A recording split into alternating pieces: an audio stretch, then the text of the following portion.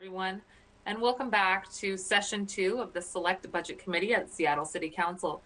The time is 2 p.m. and the date is October 13th, 2021. The Select Budget Committee will come back into order and proceed with items of business on our agenda. We will start with item number 4 in this second session today. Madam Clerk, before we begin the afternoon session, will you please call the roll? Juarez. Here. Lewis. Present. Morales. Here. Peterson. Here. Sawant. Present.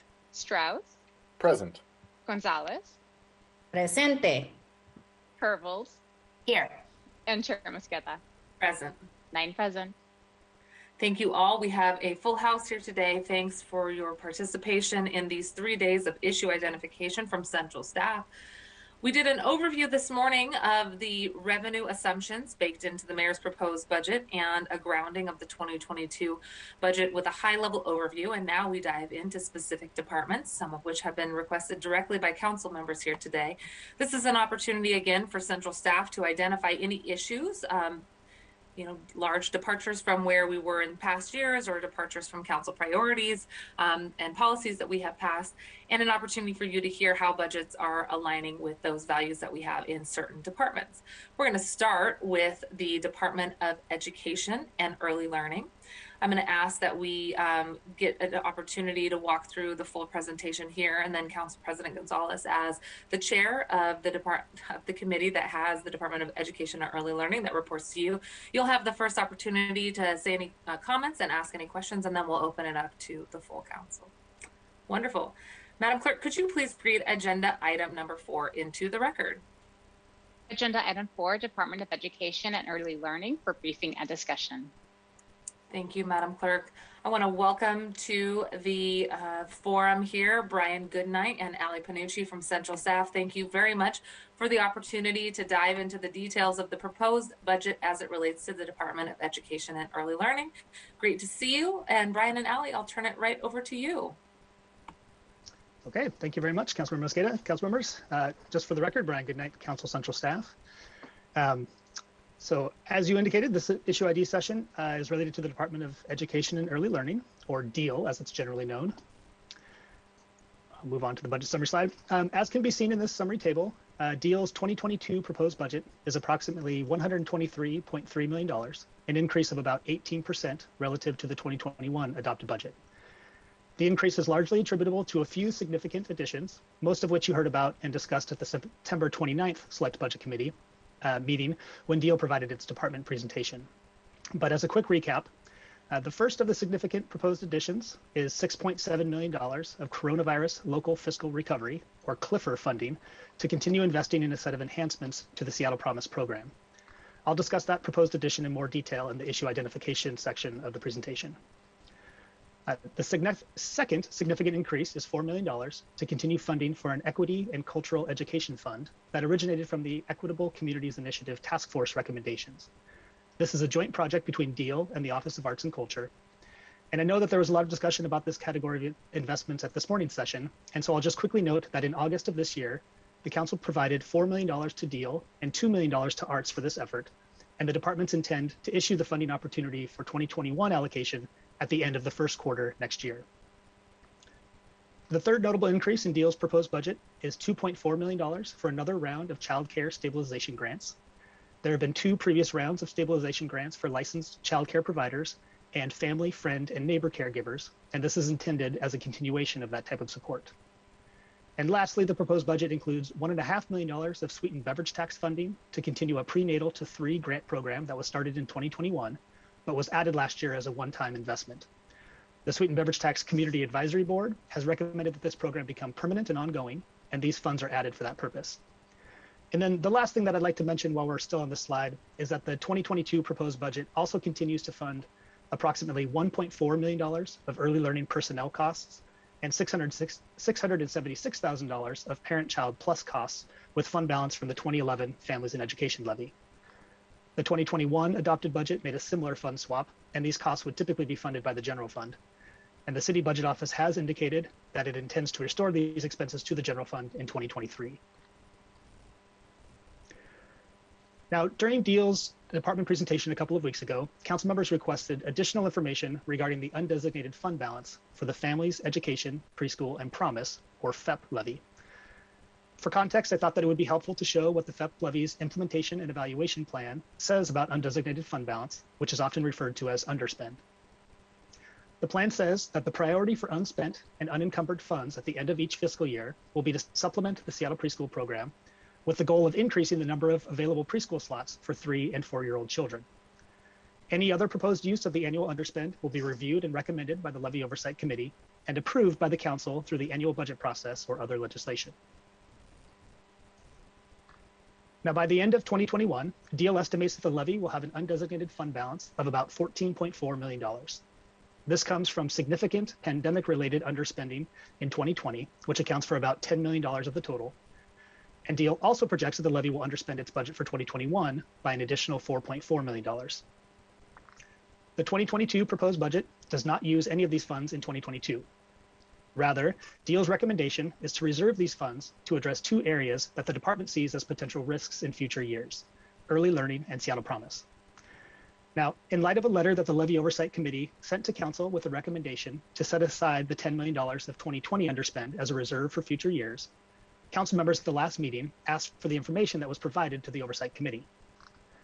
So in a presentation to the Oversight Committee on August 26th, DL described that between 2023 and 2026, the projected funding gap for early learning is between $3 and $6 million and is being impacted by increasing provider costs, provider staff shortages, and high inflationary growth for providers' maintenance and operations. They also cited declining tuition revenue at that time, but they've since clarified with me that their latest projections show that that trend is reversing. With respect to Seattle Promise, the projected funding gap is between $8 and $12 million, and the impacts cited were increasing enrollment, racial equity toolkit recommendations, and federally funded equity program enhancements. Now, the next slide will move us on to the issue identification section, so I believe that now might be the right time to pause and see if there's any questions on the background. Thank you very much, Brian. Very efficient presentation. Council President Gonzalez, would you like to start with any comments or questions from your purview?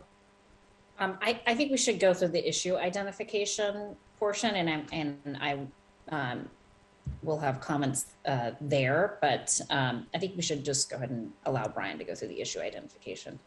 Appreciate it. Thank you very much. Please go ahead, Brian. Okay, thank you very much. So this issue identification section of the paper begins on page 4 of the memo, in case anyone's looking at the memo. And there's only one issue that's identified in the paper, and that relates to the proposed $6.7 million of Cliffer funding to continue investing in a set of enhancements to the Seattle Promise program. DEAL received a $4 million allocation from the first tranche of Cliffer funding in June of this year as part of Seattle Rescue Plan 1, and there are 10 enhancements being pursued by DEAL with that funding. If you're interested in seeing a short description of each of the program enhancements, they are provided in an attachment 1 to the memorandum.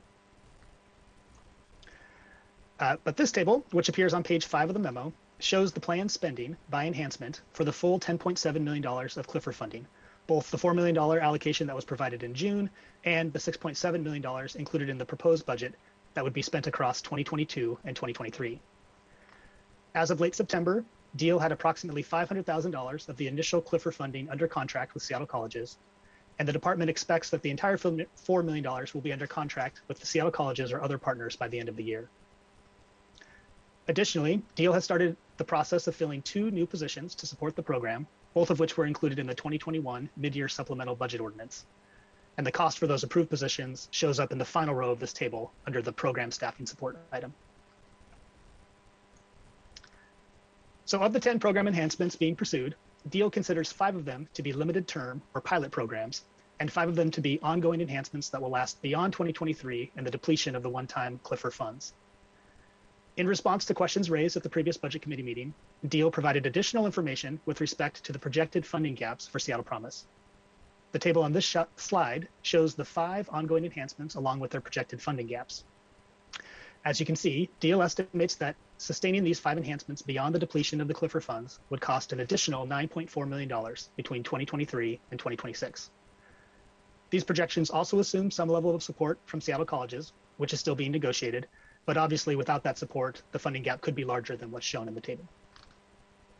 I also want to note that these projections could also change significantly depending upon student interest in the Seattle Promise program and individual student needs. For example, enrollment for the 2021-2022 school year exceeded projected enrollment by about 145 students. And DEAL continues to expect that enrollment in the next couple of years will exceed initial projections by between 250 and 350 students per year. The FEP implementation and evaluation plan does contemplate the possibility that interest in Seattle Promise might exceed projections. So I won't read this whole list to you, but you can see that the plan provides priority for certain students, such as those that are low income or first generation college attendees. The plan goes on to say that DEAL and Seattle colleges will work together to collect and analyze student enrollment, persistence, and completion trends to better understand how FEP funds are being utilized, and that they should use this analysis to inform and refine a student prioritization mechanism. In addition to sustainability, another way to evaluate the program enhancements is by comparing them against the recommendations from the Racial Equity Toolkit Analysis Report for Seattle Promise that was released in December of 2020. The members of the RET team analyzed 14 program elements and then provided recommendations and priority groupings for each of the elements. Of the 14 elements, the RET team ranked 6 as a high priority, 2 as a medium priority, and 6 as a low priority. The promise enhancements that DEAL has pursued with Clifford funding include 3 of the team's high priority items and the 2 medium priority items.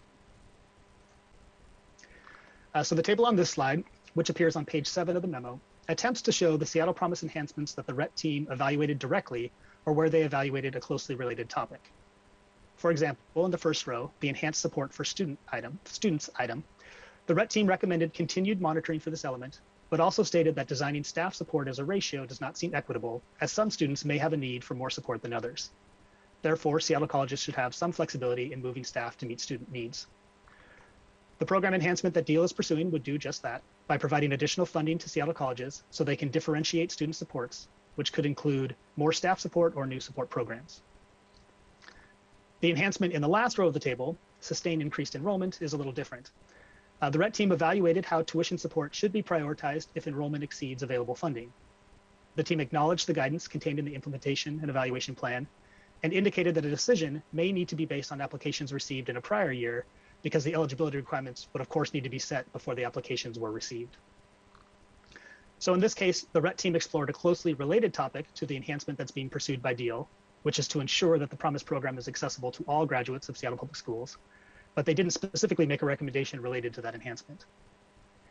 The 3 program elements that the RET team ranked as a high priority, but that are not reflected in DEAL's program enhancements, are all related to expanding Seattle Promise eligibility to additional students, specifically to opportunity youth, to charter school students, and to students who pass their general education development or GED test. In terms of options, there are a few laid out in the memo, and these are of course by no means an exhaustive list.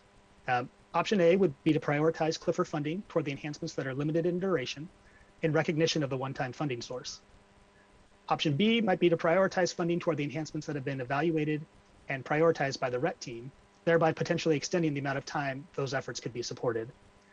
And I also just want to note that both of these options would need to address any contractual commitments that DEAL has already made, as well as progress the department is making in the waning part of this year to fill the 2 positions that are supporting the expanded program. In addition, DEAL has been planning for some of the proposed 2022 funds to support students that are already enrolled in the 2021-2022 school year, so that should be a consideration as well. And then the last 2 options, option C would be to approve the Clifford allocation as proposed, but in recognition of the expected funding gap, to request that DEAL begin working on a legislative proposal for council consideration that would prioritize enrollment of the program consistent with the priorities established in the implementation and evaluation plan. And then lastly, of course, is the no action option. And that concludes my remarks. Thank you very much, Brian. Council President Gonzalez. Thank you, Madam Chair. Thanks, Brian, for the good work as always. Very thorough, very efficient, very succinct. Really appreciate it. Colleagues, I'm still digging into these various options. I will say that option C rises to the top for me. Can we go back to the previous slide? And then can you go back to the one before this one? Thanks, Patty. And, you know, with sort of sort of the potential of exploring option B as well. But I do, sort of there's a lot of granular detail here, and I just want to share with colleagues and members of the viewing public that really ultimately what we need to solve for is the ongoing increasing demand of our student population to access Seattle Promise, which all of us support. All of us have been fervent supporters of Seattle Promise, but we need to reconcile that demand with the fact that the mayor's proposed budget has proposed enhancing Seattle Promise with one-time dollars.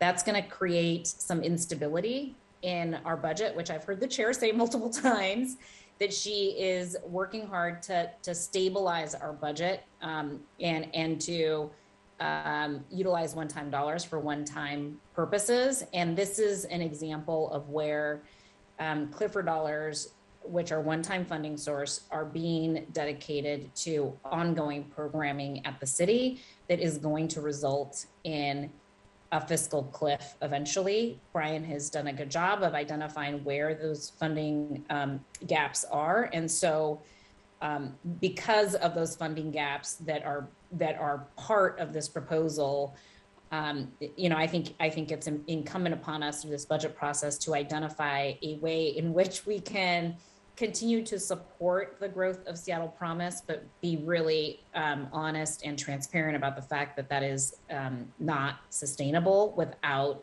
exploring some kind of student prioritization or a permanent ongoing funding source for Seattle Promise that doesn't create the dilemma of choosing between early learning and Seattle Promise investments. And so that's part of the reason why I'm signaling my interest in pursuing option C, but invite colleagues who might be interested in a different option or who are similarly interested in that option to certainly let me and my office know, so that we can work together on finding the right balance and the right solution to move us forward on this particular issue. Thank you very much, Council President. Colleagues, are there any additional comments or other items that you'd like to flag, questions you may have about the presentation? Please go ahead, Vice Chair. I'm sorry, I'm going to apologize in advance.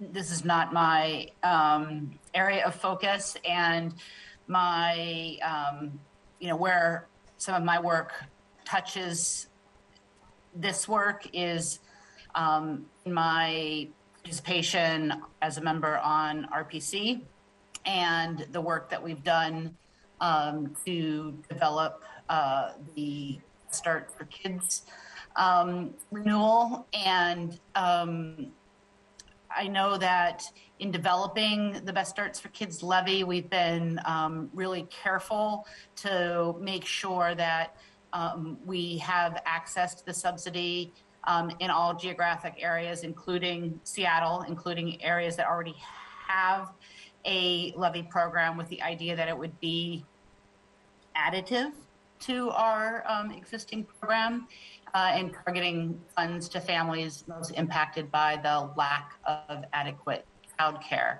And so I'm just, I'm a little uncertain what Deal's recommendations are as it relates to the needed future funding for the Seattle preschool program. It sounds like they are sort of assuming that the Best Starts for Kids levy will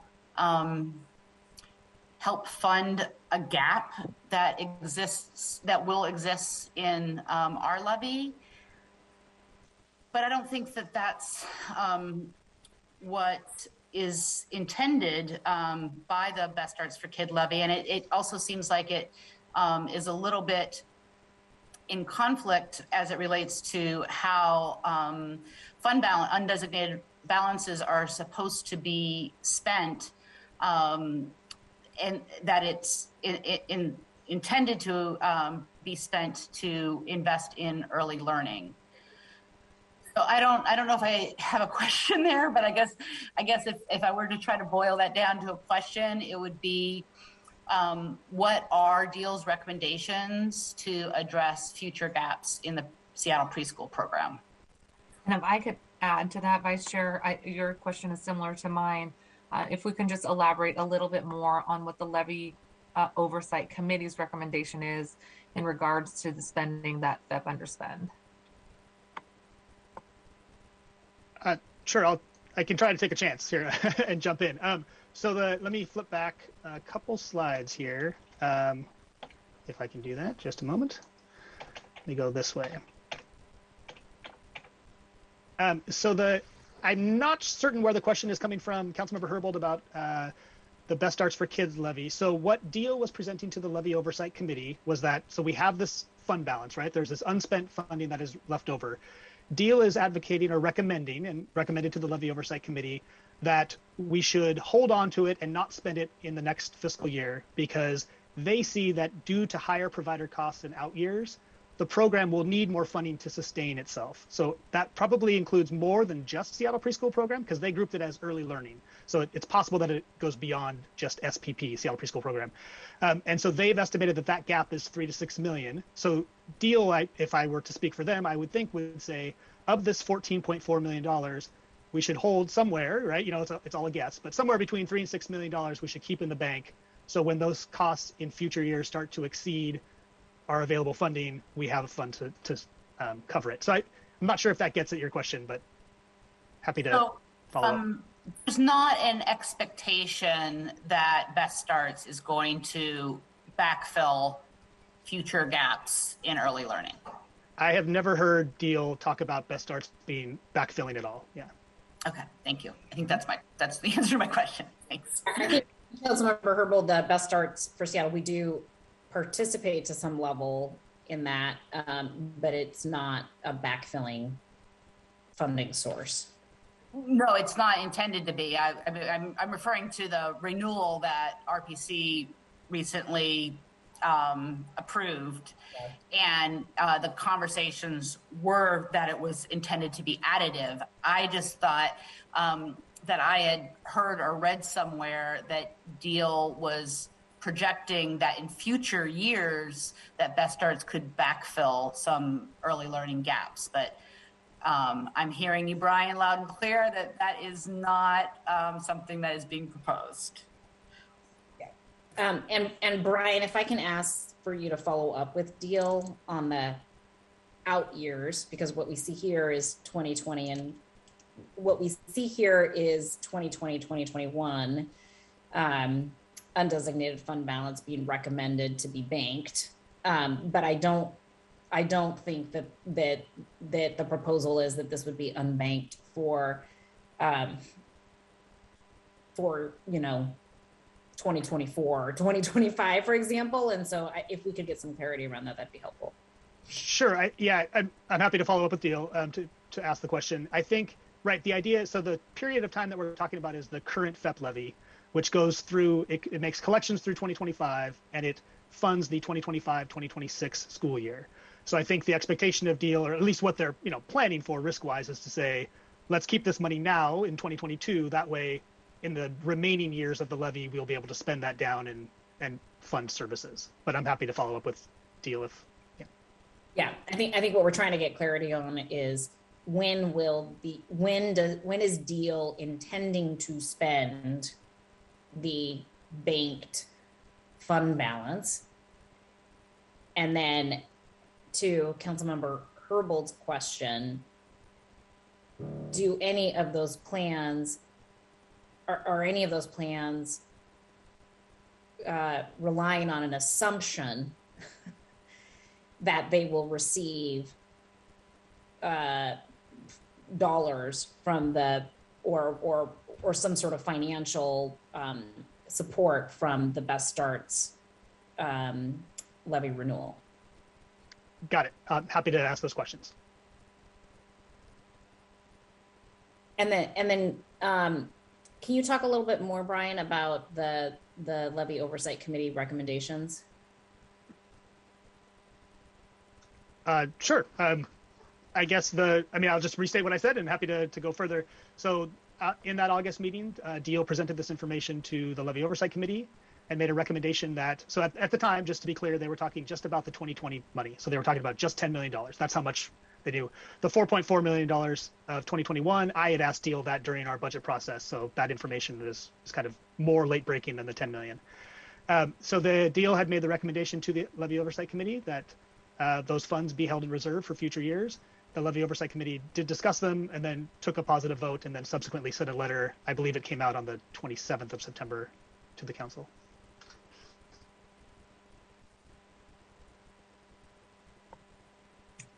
Thank you both very much for those questions. Colleagues, are there any other questions? Please go ahead. Thank you, Councilmember Herbold. Thanks. And I had expressed some interest. This is moving now to the school-based investments that are funded by the FEP levy. You had some research for me on the level of spending for mental health services, and I am interested in making mental health related investments across a bunch of different spending areas in the city, and the school-based healthcare centers is one such area. There's also the interlocal agreement that the city has with the county to buy mental health services in community-based health centers. There are investments in domestic violence prevention and elder abuse. And so I have this interest sort of across a bunch of different investment areas of the city, and I'm very interested in trying to tie something together around a mental health initiative in the wake of the COVID-19 social isolation that folks have been experiencing and the impacts. And what you have informed me, Brian, is that there's about 7.1 million proposed for school-based health centers for 2022.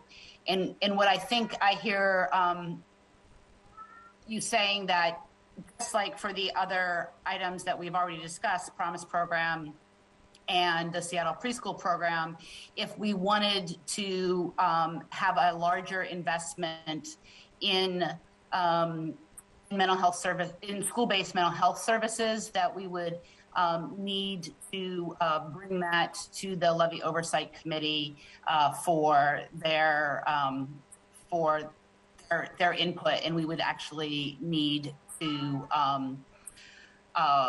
amend the I&E plan to remove, or we would amend the which I don't want to do, obviously, but we would have to bring it to the Levy Oversight Committee for their concurrence. Is that correct? That's correct. I'll do the same thing. I'll bring up the slide. So the way that I understand the levy implementation and evaluation plan, so like you said, you could amend the plan, right, to do something else. Council always has that ability. The second way is it does say that unless it's for preschool, the Seattle Preschool Program, that it will go to the Levy Oversight Committee for their recommendation, and then council would approve it after that. So what you described is correct. It would go to the LOC first. Sorry, Levy Oversight Committee. Thank you, Brian.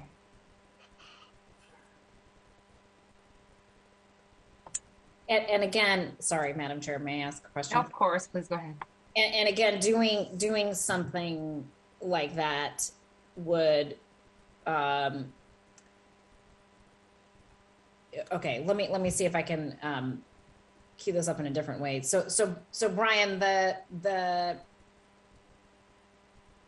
other sort of impact here is that if we've gotten a recommendation from DEAL to create this reserve, the council could modify the amount of the reserve, for example, to fund other priorities that exist for 2022. So the DEAL's proposal is reserving, what is it, $10 million or 14, the entire 14 million?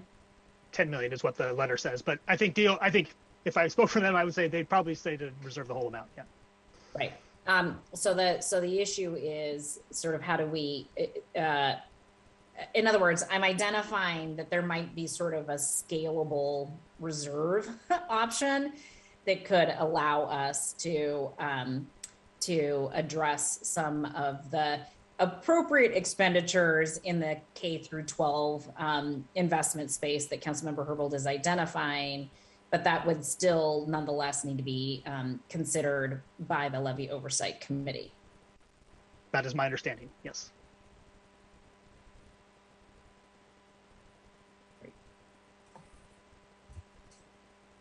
Okay, colleagues, I'm not seeing any additional questions or comments at this point. Any parting words on Department of Education and Early Learning that folks would like to share with us? Please go ahead, Councilmember Morales. Okay. Well, I do thank you, Brian, for presenting this and for helping us understand. I did just want to signal a few provisos that we are, amendments. I didn't sleep much last night. I don't know about you guys. That we are considering. Two will be very familiar because we presented them last year. One is around funding for culturally responsive programming for Black girls and trans youth. We did just have this conversation with Deal when they presented last week or the week before. So that included $550,000 to support a landscape study to understand how we can target investments for this group of young people. As we heard, there was $395,000 left. So that funding, as I understand it, is going to go out by the end of the year. But we are interested in continuing that funding and possibly increasing it. So we are looking into how we would be able to do that. Another CBA we had from last year is funding for restorative justice in schools. I understand that the Seattle School District just hired a new restorative justice coordinator to work at the district, but that is one-time funding. And so I'm hoping we can figure out how to work, the city and the district work together to really invest in these sort of holistic systems level changes and in the way the culture of our schools operates. So we're interested in again, trying to renew this and possibly expand it. And I'm sure you all know there's also a request in the solidarity budget for this kind of funding. And then a couple of things I think we all heard yesterday in public hearing from folks who are interested in supporting culturally responsive programming for middle and high school aged young people. And programs like El Centro de las Razas that provide really important after-school programming, academic enrichment, language-specific programming, not just for the young people, but they also provide family education, financial literacy, financial education for the families of these young people. And so we are interested in making sure that programs like that continue to get supported. I think I'll stop there, but would be very happy to talk to any colleagues who are interested in supporting these ideas. Thank you very much, Councilman Morales. Okay, Brian, I am not seeing any additional hands. I too want to thank you and all of the members of the Department of Education and Early Learning. I did have the chance to see Director Chappelle out in community the other day, and it was wonderful to see him and his family, and just want to send our note of appreciation, as the council president did as well, to all of the workers who are helping to provide educational opportunities from birth on through. So thanks for all the work that you do, especially in these tough times, and look forward to these continued conversations. All right, Madam Clerk, I think we're ready to read into the record the last item on today's agenda. Please read item number 5 into the record. Office of Economic Development for briefing and discussion. Excellent. Thank you so much. And Yolanda, it is wonderful to see you. Thank you for joining us here today. We will ask colleagues again to hold your questions until the end of the presentation.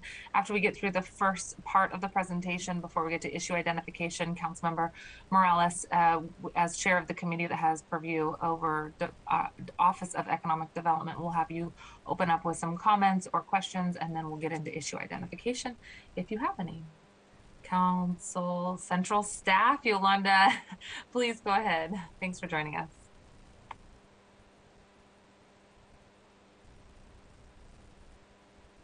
She's saying 1 second. She's just looking for that mute button. Sorry, There I couldn't find my mute button. It moved. All right, Yolanda Ho, Council Central staff. So we are going to be discussing the Office of Economic Development, and I will be presenting a brief overview of their 2022 proposed budget before diving into a couple of key issues. Just as a reminder, the PD did present a couple weeks ago, but just wanted to highlight their main lines of business, which are supporting small and micro businesses, partnering with neighborhood business districts, supporting the creative economy, partnering with key industry sectors that drive innovation growth, job growth, and global competitiveness, and investing in the local workforce, focusing on youth and low-income adults who are under or unemployed. In immediate response to the pandemic, OED led the city's efforts to address the needs of small businesses by awarding emergency support grants of $10,000 through its Small Business Stabilization Fund, and has distributed over $10 million in grants to date, with the next application period for grants opening up next month. OED also provided and continues to provide a wide range of technical assistance to aid businesses, including support with renegotiating leases and converting to online sales platforms. Recently, OED has pivoted its efforts to begin supporting the Seattle's economic recovery using its allocation of federal coronavirus local fiscal recovery, or CLIFR funds, as part of the Seattle Rescue Plan for additional Small Business Stabilization Fund grants, neighborhood recovery grants, downtown revitalization grants, and investments in workforce development, digital equity. So on to the 2022 budget. Here it is. Okay. So OED's total appropriations would more than double in 2022. The changes reflect the removal of various one-time additions and restores full funding to the Creative Industry Policy Advisor position, which was partially cut in the 2021 adopted budget, and adds the standard cost and personnel adjustments, language service stipends for staff, and removes all admissions tax appropriations for the special events position that was added in the 2020 adopted budget, so that that position is fully supported by general fund. A large portion of the new spending would continue investments in programs recommended by the Equitable Communities Initiative Task Force, the ECI Task Force. This $9.7 million of ongoing funding is supported by payroll expense tax revenues, as was discussed earlier this morning. And it primarily funds support for BIPOC-owned businesses and programs intended to increase the number of BIPOC workers in the local healthcare industry. To support this body of work, OED would also be adding position authority for 4 FTEs in the year-end supplemental budget legislation.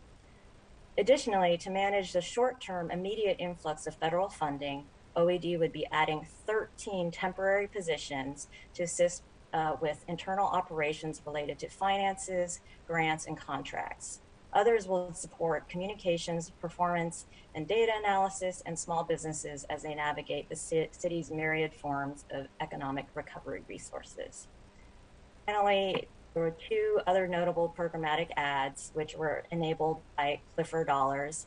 There's $7.6 million for a new small business ownership fund that will allow small businesses to acquire ground floor commercial space in affordable housing developments, prioritizing those located in neighborhoods with the highest risk of displacement, $500,000 for maritime, manufacturing, and logistics workforce development, following on the recommendations from the Industrial and Maritime Strategy Council, which were released earlier this year. So with that, I am done with my overview. If anyone has any questions before I dive into issue ID, please let me know. Thank you very much, Yolanda. Councilmember Morales, do you have any comments or questions at this point you'd like to share? Sure. Thank you very much, Yolanda. I know Yolanda will be going over two specific issues that she wanted to cover. I wanted to start by talking about a third that isn't really highlighted. And so I first want to thank Yolanda for all the help she's given our office over the year, especially as we're trying to understand some pretty big changes at OED, policy changes and staffing changes. And I do, again, want to acknowledge the work of the OED staff. As I've said before, they really stepped up during the COVID response to move quickly, as we said, to offer support to small businesses. And they really just deserve a lot of kudos for the work that they've done over the last year, last 18 months. Our office has really been diving into workforce development. So we've spoken with community members to really ask the question about what's the role of the city in an equitable economy and in workforce development. So we've talked with Brian Surratt, who's the former OED director. We've talked with a consultant to the Workforce Development Council and former ED of One America, Rich Stoltz.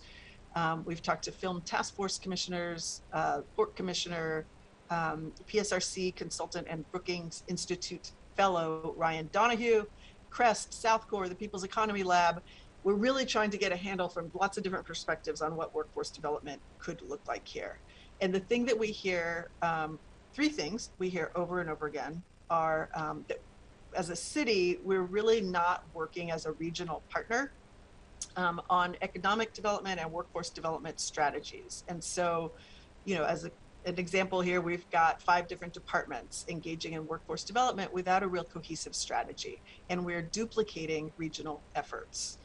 A second thing is that we're really ignoring valuable sectors of the economy. Our arts and creative industry is not just, you know, a mural here and there or a concert here and there. It really is a key economic driver for the city. And we want the creative industries and the film task force members to have their work. They've been doing a lot of work over the last couple of years. We want to honor that work and really deliberately consider the recommendations that they have proposed. And then the last thing is that the department really lacks clarity and focus right now to sort of critically engage with our regional partners on key economic development strategies. And the fact that there's been some real inconsistency in staffing means that we're left without any real alignment with either internally or with external partners. And it's created a sense of alienation among some of our key economic development partners and really led to a lack of confidence that Seattle has a cohesive, equitable recovery strategy. And so I say all that because after Yolanda talks about her issue areas, I'll address those specifically. But the one thing I do want to share right now is that we will be working on a slide that assesses the landscape of the city's current workforce development investments and to really develop a better strategy that allows us to partner with our regional partners and create a real shared vision and agenda for what our city's workforce development efforts should be. I will say that an idea that we've heard is that you know, in the next administration, maybe we actually have a cabinet level member who is really guiding the strategy and helping, once we have a clear strategy and plan, really guiding that process and working with regional partners. So I'll stop there and let Yolanda get to her issue areas. And then I also do have just a couple of questions and I'm happy to hear what my colleagues have to say. Great, thank you very much. Thanks, Yolanda. Please go ahead with issue identification. Okay. Some slide issues here. On slide.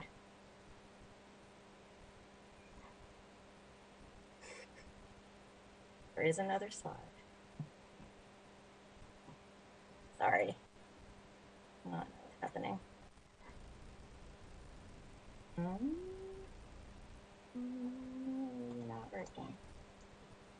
we are. Okay, sorry about that. So first issue is this was touched on in the OED's presentation regarding changes to film and special events permit fees.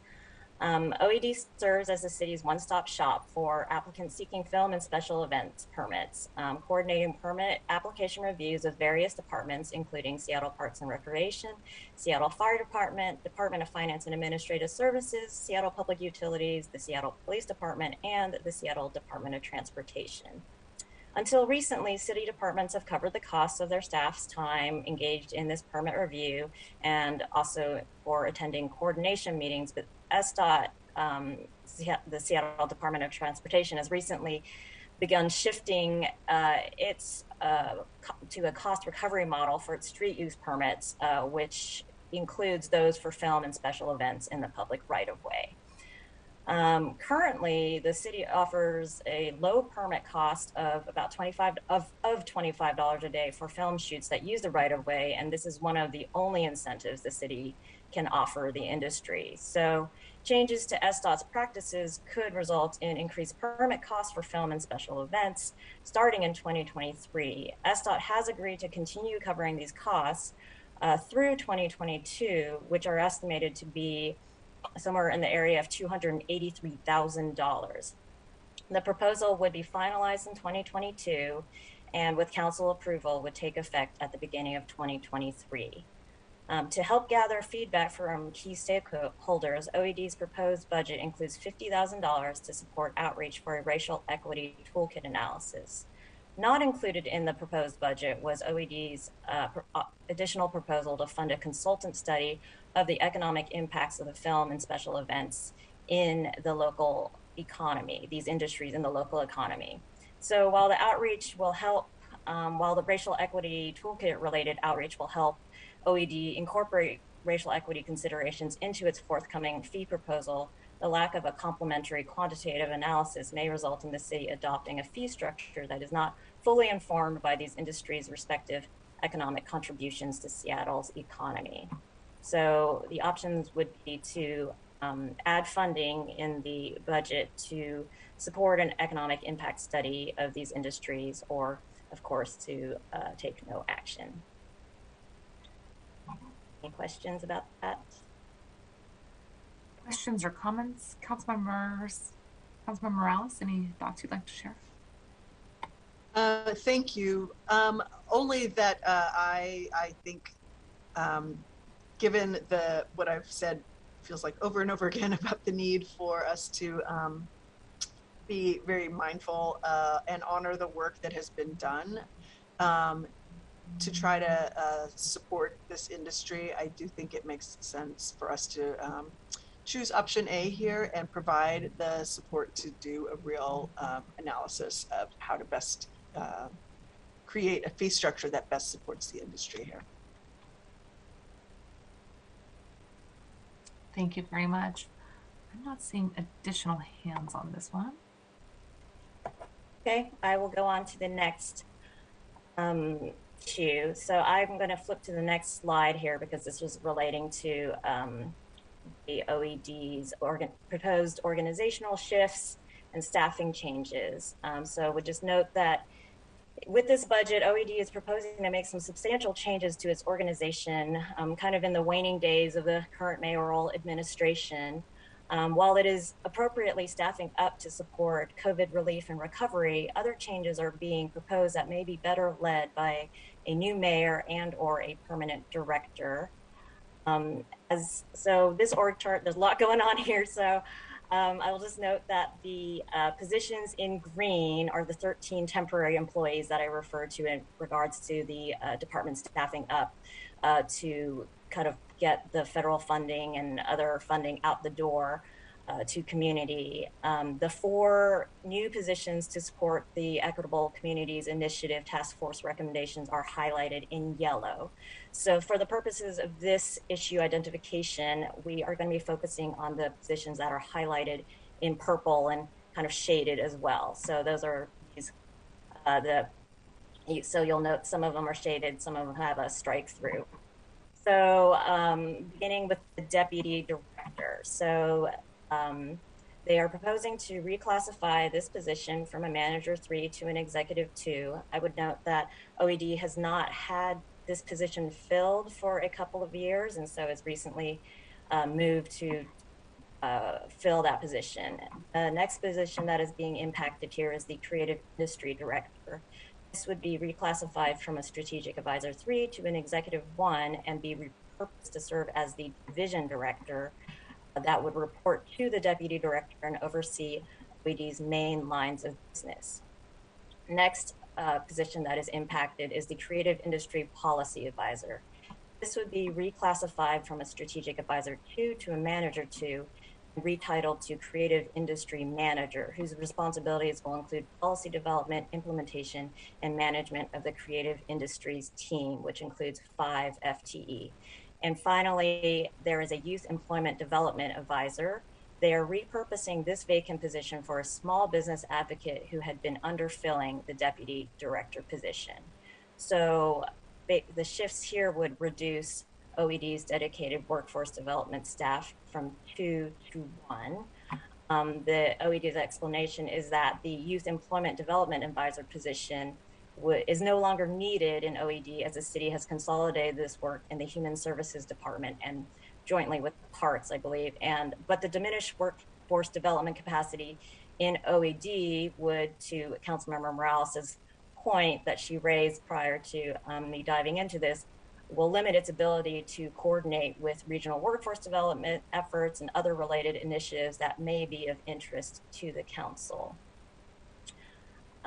Also, I would note that these moves also impact staffing for the creative industries. A brief history of these positions, just for context. In the 2020 adopted budget, the position that used to serve as the Office of Film and Music Director was repurposed to serve as OED's Creative Industry Director. All other positions that were associated with the Office of Film and Music, also known as OFM, were also integrated into OED's Creative Industry Key Industry Sector team, and OED also added a Creative Industry Policy Advisor position to this team. While OFM was never officially established as a separate office, it did operate within OED with some degree of autonomy. And after OFM staff were moved into the larger OED organization to support the creative industry cluster strategy, OED maintained that OFM still had some presence within the city, but as of the committee meeting a couple of weeks ago, has indicated that they will no longer be that will no longer be the approach moving forward. So, just noting that repurposing the creative industry director to serve as a division director will diminish the number of city staff dedicated to the creative industries sector. Additionally, OED is in the process of reassessing its creative industry strategy under the direction of new leadership and in light of the impacts of the pandemic. All told, these moves could result in impacts to how OED serves a larger community and the industries it seeks to support. OED may need additional resources in the future to provide support for the creative industries and workforce development, but this may be a decision that is better made early next year in coordination with the new mayor and their OED director. So now I actually want to go back, and here we go. So, and here are the options regarding that issue is potentially considering imposing a proviso on the position of the division director, creative industry manager, pending an appointment of a permanent OED director, cutting funding for either of these positions to essentially delay their hire until earlier next year after the new administration is settled in, or no action. Also, options A and B are not mutually exclusive, so could be combined in some way. And with that, I'll open it up for questions. Thank you very much. Councilmember Morales, please go ahead. Thank you. I think this reorganization is what I'm struggling with the most, just trying to get a sense of where things are going. I know we have, as we've been talking about all day, there's new staffing being proposed, new programs being created, new contracts being signed, all before we've passed a budget for any of this. And so I really worry that we are setting ourselves up for, the cliff that we keep talking about if funding changes. With regard to this reorg in particular, I just have a couple questions. Yolanda, can you tell me if it's normal to have 3 layers of executive management in departments? Because if I'm understanding this right, there is an executive director with a deputy director and a division director before we get to management of the different teams. Is that? I kind of looked at other offices and departments of similarly sized. Everyone kind of does something differently, and I think each department would have an argument, and OED has an argument for why they feel like this is necessary. I can't say what their internal organization. It does seem like a number of directors for such a relatively small office. Typically, you'd see more, kind of this division and maybe a larger department. But the leadership has determined this is what is needed for their operations. So, what's the difference between an executive classification and a management classification? I'm not as familiar with our human resources terms, but I, in my mind, an executive is more closer to, the executive classification is a director level classification, right? So a major kind of leadership, big, picture thinking, leadership, that those types of things I associate with that executive level classification. Okay. Councilmember Morales, I could just add a little to that description in terms of the classification of positions. Having recently gone through it myself, the Human Resources Department looks carefully at the specific duties and sort of determining where to fit that. So for this reclassification to go forward, it would have to be a determination that the sort of responsibility of this position has risen to the level of an executive, and it's not like a bright line of it's either this or that. There is some nuance as it varies by department. And I would just note here in this particular position, in previous budgets, it was several years ago when I was the analyst assigned to the Office of Economic Development, the council chose to cut the funding for the deputy director position because at the time there was some lack of clarity about the need and all of that. And so I think this is getting at the issue that Yolanda is raising for all of you to consider of whether or not there is a need for these positions and the reclassification at this time, and is it ripe for a decision as we're about to have a new administration. And then I will just also clarify with some of the options. We'll have to look at the specific details. Some of these positions may have people in them, and so the restriction may be on limiting the reclassification or filling all of their vacancies this year, even though there may be a deputy that is retained at the manager 3 level or something like that. So we will be continuing to sort through those details should a council member wish to pursue some of these amendments. Okay, thank you, Allie. That's helpful. I have questions about the healthcare, but I'm not sure that this is the appropriate place for them. Maybe I will ask. Maybe I'll just ask. Do you? So one of the things that I'm a little bit concerned about, in addition to the fact that we have regional partners who are doing healthcare related workforce development, is that very often the jobs that are open are not necessarily living wage jobs. And so I just want to be mindful that we aren't targeting public resources to an end of the healthcare industry and sector that doesn't provide family wage jobs. Do we have any idea what specifically these positions might be targeting? I would have to ask the department for more detail on that, but I'm happy to follow up. Okay. Chair, if I can just indicate 2 things around the provisos, and then we'll go to Councilmember Herbold. Sure. So I appreciate the work that Yolanda's doing here to try to help us understand what's going on. I do think that it would be important to put a proviso on the creative industries and division director position until we have a better sense of what the strategies are for how we implement the recommendations that the industry has already provided. And then as it relates to the a new line of business around the small business ownership fund, I think it's really important that we align our anti-racist work in the city with the community wealth building strategies that we've been talking about. And I think that, you know, the idea of creating an acquisition fund for small business ownership is a really important idea that I support. But that sort of work is why EDI was created, to help finance the construction and create space for ground floor businesses, community centers, cultural space. And so I would be interested in shifting the funding for that and that program over to EDI, who has a strong relationship with Office of Housing, who knows how to do that sort of granting and programming already. And just want to signal that that's something that we will also be looking at. Thank you, everybody. Thank you, Councilmember Morales. Councilmember Herbold, please go ahead. Thanks. Just going back to the conversation around the creative industry team proposed reorg, I want to, for purposes of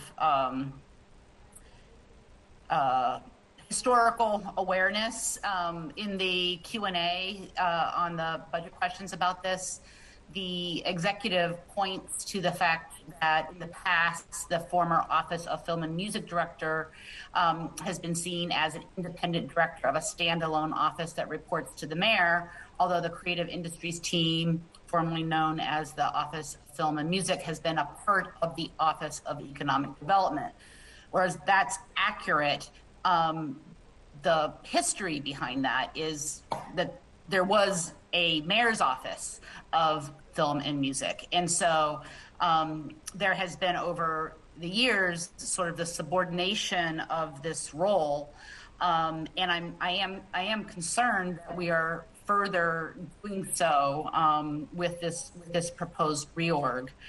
I guess a question that I would have for Yolanda is that there is a concern that changing the creative industries director from a level 3 policy director to a level 2 staff manager means would no longer be leadership to develop policies that support these industries that are, as we know, important to our economy. Do you agree with that concern that a manager's role would be primarily to oversee the work of the creative industry workers and their efforts, as opposed to more of a policy development role? I think that's a pretty accurate description.